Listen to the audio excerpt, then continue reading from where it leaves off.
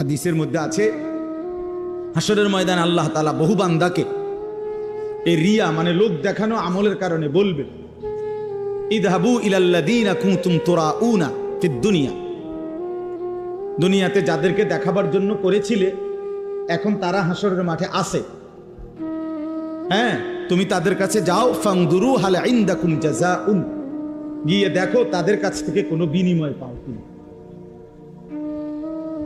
তুমি যাদেরকে দেখাইবার জন্য করছিলা তারা আছে এখন হাসরের মাঠে, যাও ওদের কাছে গিয়ে তোমার কর্মের বিনিময় যাদেরকে দেখাইবার জন্য করছিলা ওদের থেকে নাও, আমার থেকে নিবা কেন, আমার জন্য তো করো নাই। বুঝছেন নি ফেসটাম নেই। তো আল্লাহ তাআলা যদি প্রত্যাখ্যান করে তো কে বিনিময় দিবে? কঠিন ব্যাপার এটা। কোরআন শরীফে আছে স্পষ্ট, আল্লাহ তাআলা বলছেন, ওয়ালা ইউশরিক বিইবাদাতি রাব্বিহি আহাদা,